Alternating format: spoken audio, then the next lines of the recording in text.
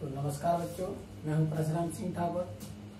आज आपको पढ़ाऊंगा संख्या पद्धति, नंबर सिस्टम। क्या पढ़ाऊंगा? नंबर सिस्टम, संख्या पद्धति, जो कि मैथ्स सब्जेक्ट के क्लास 6 से 10th तक सभी के लिए एक सा कॉमन टॉपिक है, जो है क्या? नंबर सिस्टम, संख्या पद्धति।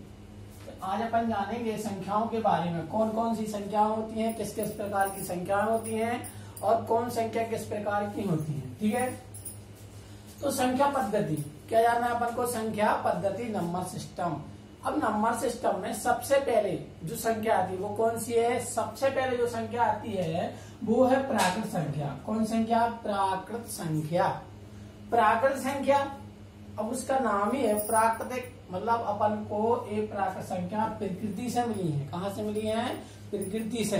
इसलिए इन संख्याओं का नाम क्या रखा गया? प्राकृत संख्याएं। अब प्राकृत संख्याएं कौन सी होती हैं? तो वे संख्याएं जिन्हें हम गिनने में प्रयोग करते हैं। कहाँ पर प्रयोग करते हैं? गिनने में। ठीक है, तो जो संख्या गिनने में प्रयोग होती हैं वो कौन संख्या है? प्राकृत संख्याएं। अब जीरो तो गिनने में प्रयोग करते नहीं है। जैसे यहाँ पर बच्चे बैठे, किसी से बोला जाए कि गिनती करो तो वो करेगा 1 2 3, एक से स्टार्ट करेगा ना। तो एक से लेके अनंत तक की संख्या, एक से लेके कहां तक की संख्या? अनंत तक की संख्या प्राकृतिक संख्या। कौन संख्या है? प्राकृतिक संख्या। ठीक है, तो पहली संख्या हो गई प्राकृत। कौन सी हो गई? पहली प्राकृतिक। उसके बाद कुछ समय बाद अपने भारत में जीरो की खोज हुई। कौन संख्या की खोज हुई? जीरो की, जो कि आर्यभट्ट ने की। तो जो संख्या पूर्ण नहीं थी, अब जीरो की खोज होने से इन प्राकृतिक संख्याओं में क्या शामिल कर दिया गया? जीरो। अब जब प्राकृतिक संख्याओं में जीरो शामिल कर दिया गया, ये संख्या पूर्ण संख्या बन गई। कौन सी संख्या बन गई? पूर्ण।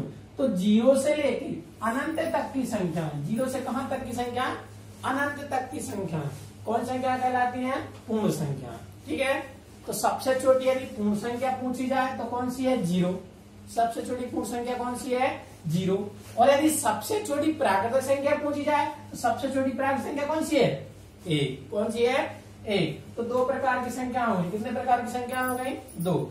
उसके बाद जब आगे और अन्य संख्याओं की बात की गई तो यहाँ पर आई पूर्णांक संख्या। कौन संख्या है? पूर्णांक।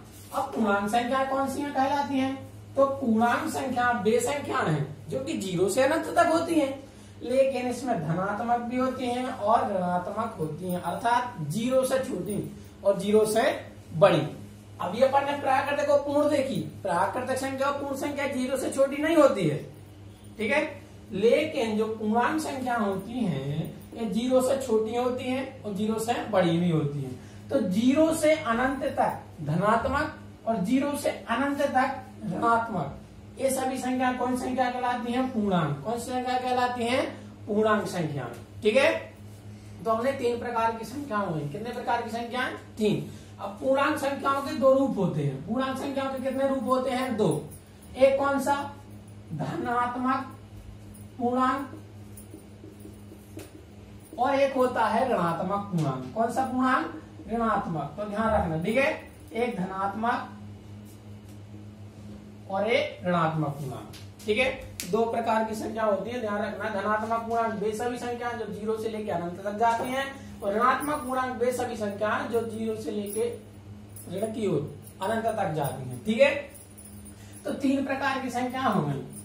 सबसे पहली प्राकृतिक, और दूसरी पूर्ण, और तीसरी पूर्णांक। इसके बाद और आगे अपन देखते हैं संख्याओं को, तो आती है अपनी सम संख्या। कौन संख्या है? सम संख्या। अब सम संख्या कौन सी संख्या है? तो वे संख्या जो दो के पहाड़े में आती हैं। कितने के पहाड़े में आती हैं? दो के पहाड़े में आती हैं, सम संख्या कहलाती हैं। जैसे फॉर एग्जांपल 2 4 6 8 10 12 14 इत्यादि। ठीक है, तो ये सभी संख्या अपनी कौन संख्या है? सम संख्या। अब सम संख्या की पहचान करना बहुत ही सरल है।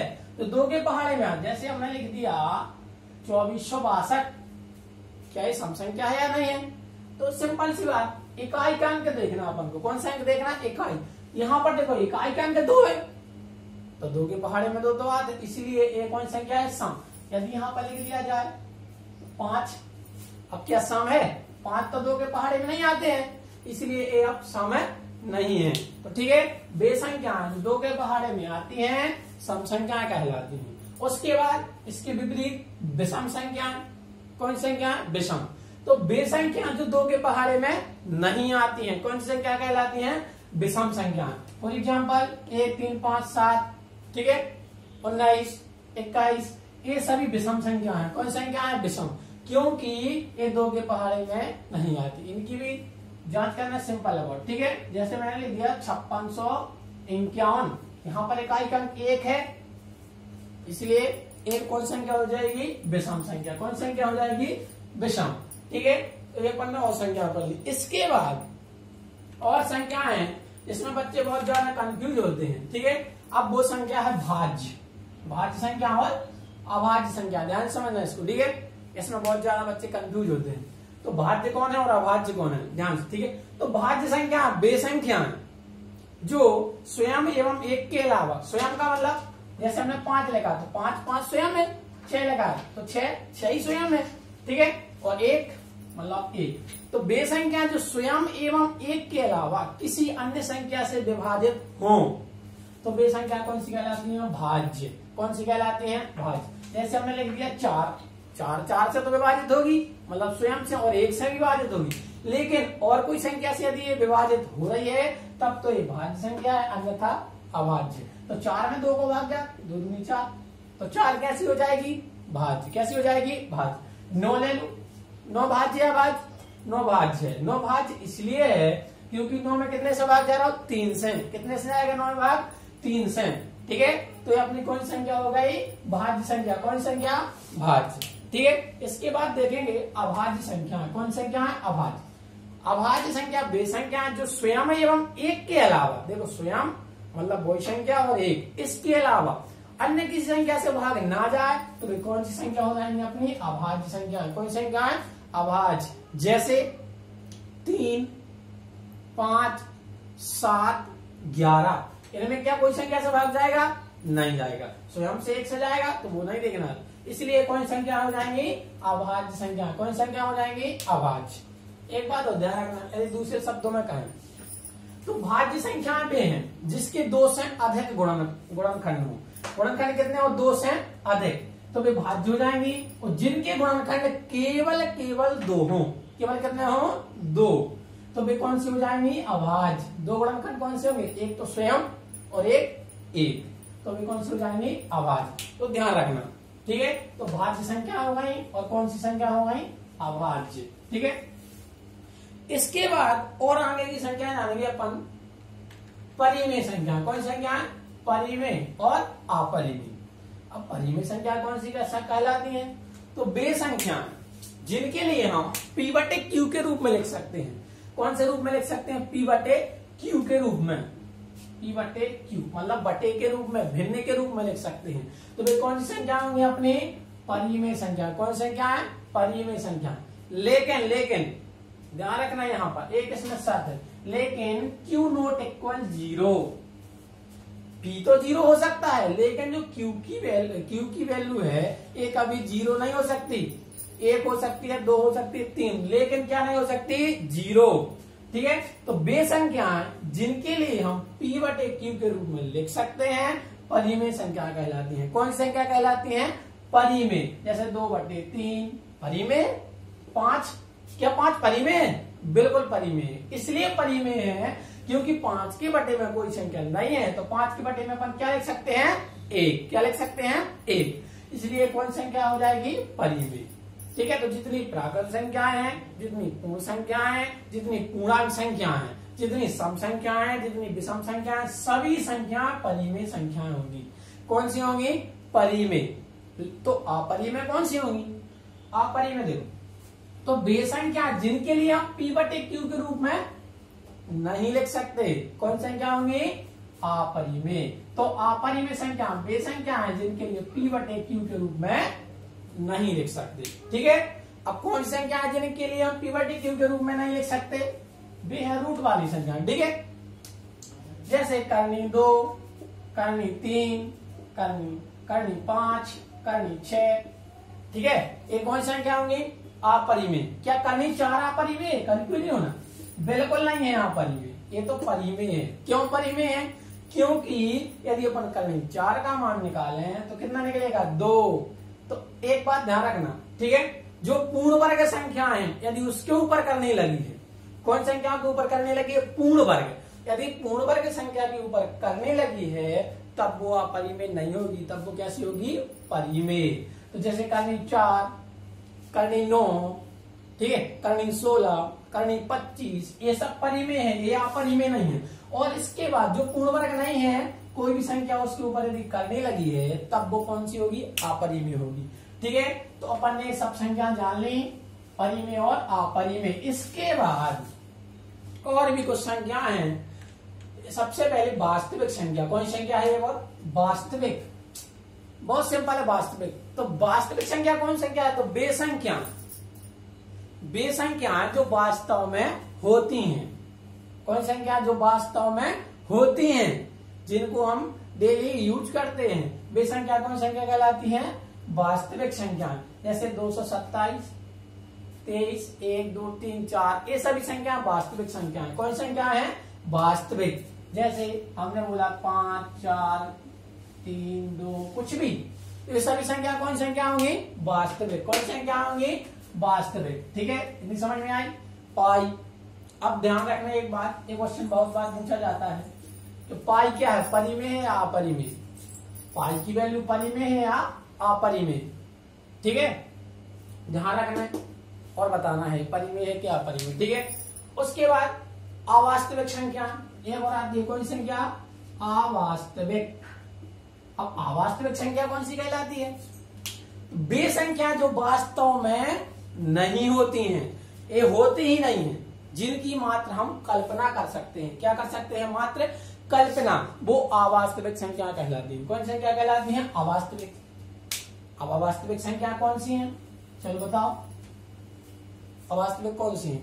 अब देखो अवास्तविक कौन सी है। ठीक है, जैसे करनी, करनी के अंदर माइनस की संख्या, करनी के अंदर कौन सी संख्या? ऋणात्मक संख्या। ये संख्या कभी देखी नहीं होगी तुम लोगों ने अभी, ठीक है, क्योंकि ये वास्तव में होती ही नहीं है, इनकी मात्र कल्पना करते हैं अपन। ठीक है, करनी के अंदर ऋण 5, ठीक है, तो ये कौन सी संख्या है? अवास्तविक। कौन सी संख्या होगा? ये अवास्तविक संख्या है। ठीक है, तो अभी पाई की बात चल रही थी, पाई परिमेय है या अपरिमेय? तो कोई कोई बोलेगा पाई की वैल्यू तो 22/7 होती है। पाई की वैल्यू क्या होती है? 22/7। तब तो ये क्या भाव चाहिए? परिमेय भाव चाहिए ना, लेकिन ये परिमेय नहीं है। ये कौन सी संख्या है? पाई अपरिमेय। पाई कौन सी संख्या है? अपरिमेय। अपरिमेय क्यों है? क्योंकि जो पाई की वैल्यू है 22/7, ये सन्निकट मान है इसका। कौन सा मान है? सन्निकट, फिक्स मान नहीं है, तो ध्यान रखना। ठीक है, तो अपन ने संख्या पढ़ ली, अब ठीक से दोहराना इनको। ठीक है, अब देखो प्राकृत, एक बार थोड़ी सी रिवीजन हो जाए। ठीक है, प्राकृत संख्या कौन संख्या? वे संख्या है जिनसे वस्तुओं की गणना की जाती है, उन्हें कौन संख्या कहते हैं? प्राकृत संख्या। ठीक है, जैसे 1, 2, 3, 4, 5, सबसे छोटी प्राकृत संख्या कौन सी है? बोलो, 1। कौन सी है? 1। ठीक है, तो ध्यान रखना, यदि आप चाहो तो वीडियो को रोककर ये नोट कर सकते हो। ठीक है, सभी को लिखना है।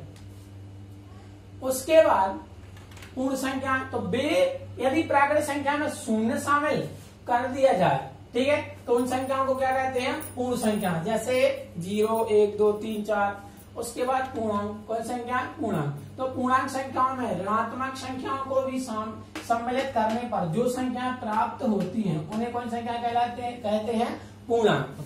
देखो अभी अपन ने पूर्ण संख्या देखी थी 0 से अनंत तक, लेकिन उसमें ऋण की नहीं थी। यदि इसमें ऋणात्मक संख्या भी शामिल कर दी जाए तो ये संख्या बन जाती है पूर्णांक। कौन संख्या?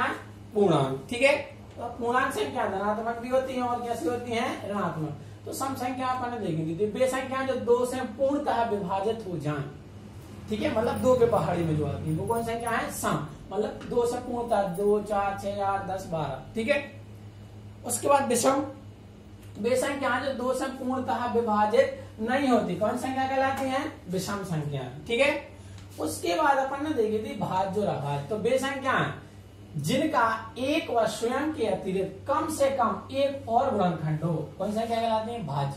मतलब स्वयं एवं एक के अलावा कोई एक और संख्या से भी पूर्णतः विभाजित हो तब उन संख्याओं को कौन संख्या बोलेंगे? भाज्य, अन्यथा अभाज्य। कौन संख्या रहेंगे? अन्यथा अभाज्य। उसके बाद देगा अपन परिमेय संख्या, तो वे संख्याएं जिन्हें p बटे q के रूप में दर्शाया जा सकता है या लिखा जा सकता है परिमेय संख्या कहलाती है। ठीक है, उसके बाद आगे अपन ने देखा था पाई एक अपरिमेय संख्या है। देखो ये पूछ लिया क्वेश्चन। ठीक है, पाई कौन सी संख्या है? अपरिमेय। अब अपरिमेय हम बता चुके अपरिमेय क्यों है, कंफ्यूज नहीं होना कि पाई का मान कितना होता है? 22/7। इससे कंफ्यूज नहीं होना है, ये तो परिमेय है 22/7, लेकिन पाई परिमेय क्यों नहीं?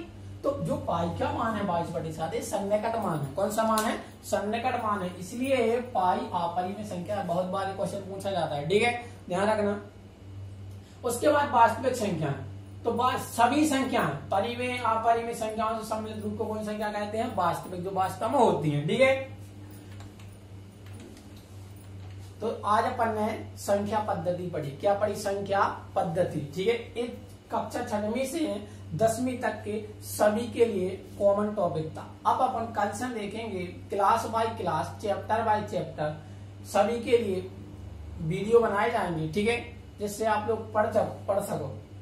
और गणित के बस नहीं, गणित, विज्ञान, संस्कृत, मतलब ऑल सब्जेक्ट के वीडियो आपको प्राप्त होंगे।